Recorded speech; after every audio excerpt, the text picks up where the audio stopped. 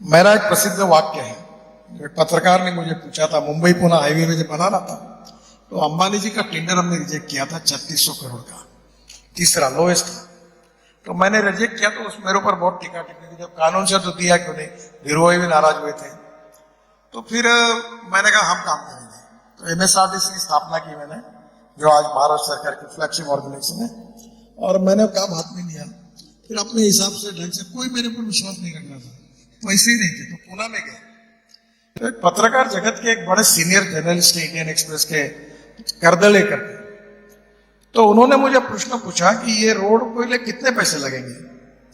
तो मैंने कहा 1800 करोड़। ये मैं बात कर रहा हूँ 96 की, यानी आज के 50,000 करोड़। तो फिर उन्होंने कहा कि वो तो उनका तो टेंडर 3600 है ना, आज का करीब 70-80 हजार करोड़ का टेंडर है, तो आप क्या ये 1800 करोड़ की बात कर रहे हो? बोला हाँ। आपके पास पैसे कितने हैं? वहां 5 करोड़ रुपए। कितने साल में पूरे करोगे? बोले 2 साल में। तो बड़े अनुभवी पत्रकार थे, एक्चुअली उनका बड़ा रिस्पेक्ट होता है। तो उन्होंने मुझे, क्या आप नेता लोग क्या हमको मूर्ख समझते हो क्या, कि आपने आना कुछ भी बोलना और हमने लिखना चाहिए, इसे आपकी अपेक्षा है क्या? नहीं। तो तुम्हारे पास क्या है कि तुम ऐसा बोल रहे होगा? तो वो दीवार पिक्चर में नहीं था क्या, वो शशि कपूर कहता मेरे पास वहां है। तो वैसे मैंने उनको एक वाक्य कहा कि if there is a will there is a way, and if there is no will there is only survey, discussion, seminar, committee, sub committee and research group.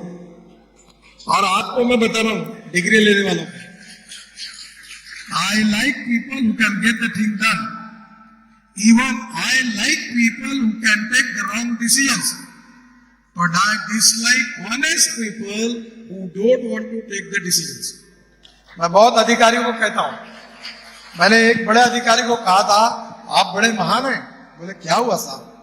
मैंने बोला आपका पत्नी से भी ज्यादा प्रेम फाइल पर है। बोले क्या हुआ? बोले 3-3 महीने। मुझे याद है, मैं बहुत बार बिल गेट मेरे घर पर आए थे, और जब मैं उनसे बात करी, इतने नम्र और शालीन थे। मैं अमिताभ बच्चन जी का अच्छा मित्र हूँ, इतने नम्र और शालीन है। वो बहुत बड़े अभिनेता है, मैं भी उनको बहुत चाहता हूँ। ये देखिए, कहीं ना कहीं जो व्यक्ति बहुत विद्वान है, बहुत धनवान है, रतन टाटा का उदाहरण है। मैं जब भी उनके साथ मिलता था, मैं उनको कई बार, मेरे लिए बहुत कुछ भी बात को मैं उनको जबरदस्ती करवा सकता था। तो एक बार मैं उनको उद्घाटन के लिए लेके गया डॉक्टर हेडगेवार हॉस्पिटल औरंगाबाद में। तो उन्होंने गाड़ी में उतरने के बाद तुरंत, मैं बोला ड्राइवर के पीछे उधर जो वीआईपी बैठा उधर, नहीं वही पीछे उधर ही बैठूंगा, आप बैठूंगा। फिर बैग उनके, नहीं मेरी कोई बैग नहीं, मैं पकड़ूंगा। मैं नहीं, एक बार मुझे मेरा पैर टूट गया, मैं मलबार हिल पे रहता था मुंबई में, तो वो मेरे घर पर मुझे मिलने के लिए आए थे। तो गाड़ी रास्ता भूल गए, घर नहीं मिला। मुझे फोन किया, तो बोले नितिन मैं आपका घर नहीं मिल पा रहा, कहाँ है? तो मैंने बोला ऐसा करो ड्राइवर को फोन किया। बोले Nitin I don't have driver, मैं गाड़ी चला रहा। तो मैं आपके पास ड्राइवर नहीं? बोले नहीं। तो फिर ऐसा करो, ऐसा करके मैंने समझाया।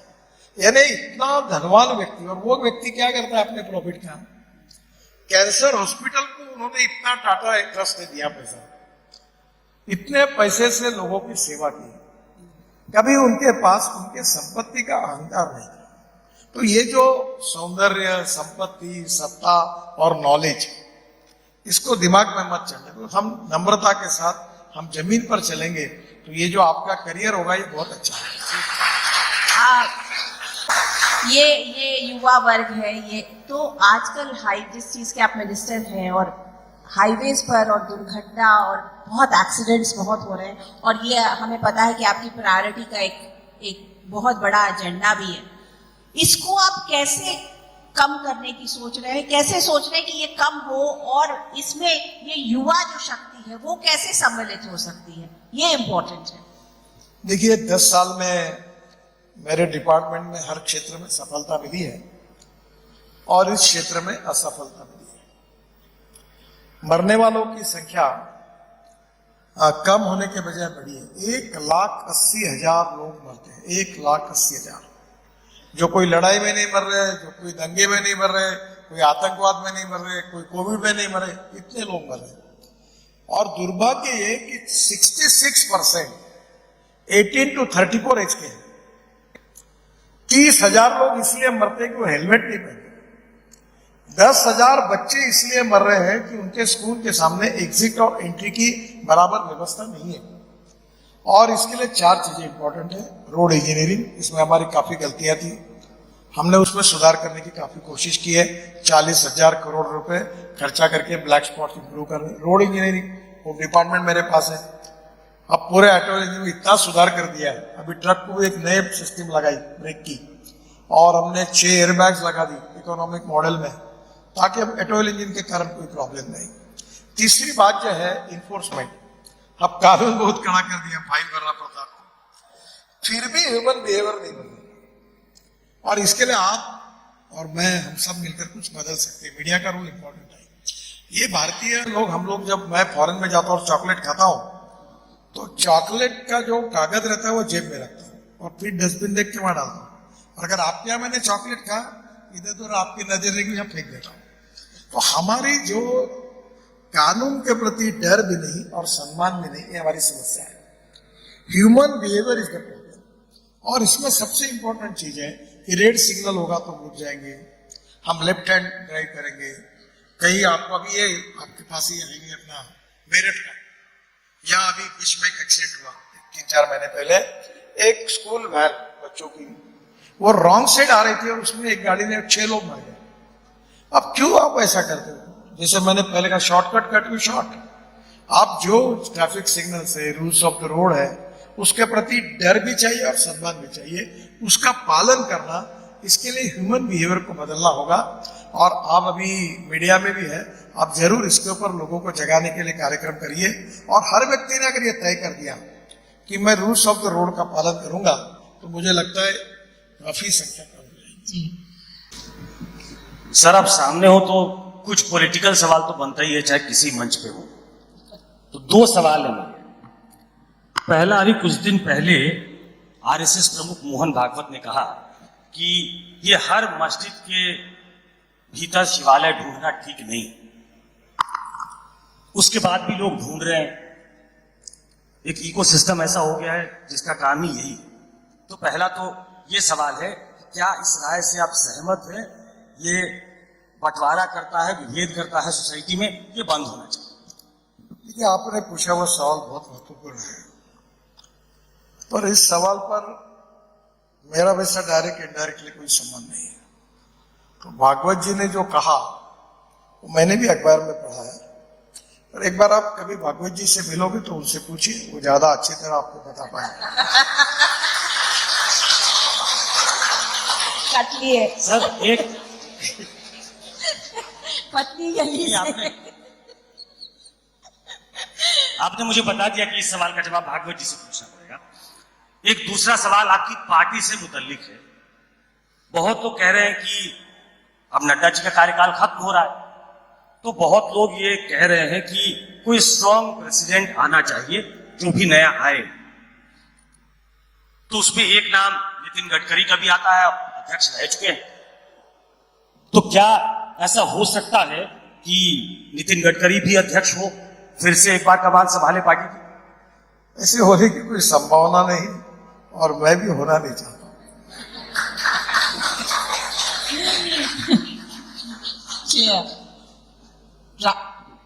कुछ निकला नहीं।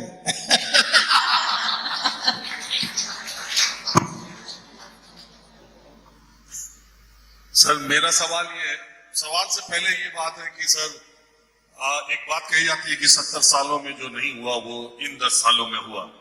किसी और चीज में हुआ हो या ना हुआ हो, लेकिन रोड्स के मामले में ये कहा जा सकता है कि 70 सालों में जो नहीं किया गया वो नितिन गडकरी ने किया। ये पूरा देश महसूस करता है, बाकी बातों में है या नहीं। तो ये तो सब लोग कहते हैं। मैं ये जानना चाहता हूं, हम लोग देश के अलग अलग इलाकों में जाते हैं, अलग अलग पार्टियों के नेताओं से जाते हैं, बात करते हैं। नितिन गडकरी अकेले मोदी सरकार में या आजकल की बीजेपी में अकेले नेता नितिन गडकरी हैं जिनके विपक्ष के नेताओं से वैसे ही ताल्लुकात हैं, शायद अपनी पार्टी के नेताओं से उतने अच्छे नहीं हैं, लेकिन विपक्ष के नेता आपके बारे में बड़ी अच्छी बातें कहते हैं और आप उनसे बड़ा अच्छा रिश्ता बना के रखते हैं। तो आप इस मामले में बीजेपी के अंतिम नेता होंगे या आगे वाली पीढ़ी में भी कुछ आप जैसे लोग रहेंगे? देखिए, पहली बात तो ऐसी है कि मेरे कॉन्स्टिट्यूंसी में भी ऐसी है। मुझे सभी मेरे विरोध करने वाला उम्मीदवार जो गिर गया वो भी 15 दिन के बाद मेरे पास आया, उसके लड़के का कोई काम था इसके लिए। राजनीति में मतभिन्नता होती है, मनभेद नहीं होते।